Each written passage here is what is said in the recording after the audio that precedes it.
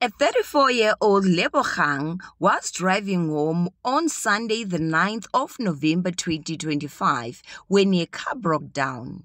As she tried to call for help, a man suddenly appeared, armed and dangerous.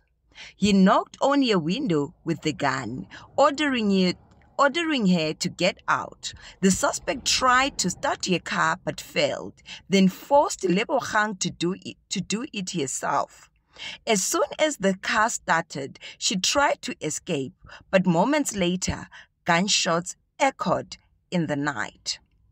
Her car crashed into a tree, and when paramedics arrived, Lebogang was already gone.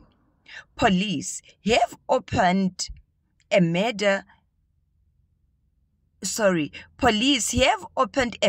and attempted hijacking case as the community mourns yet another senseless loss.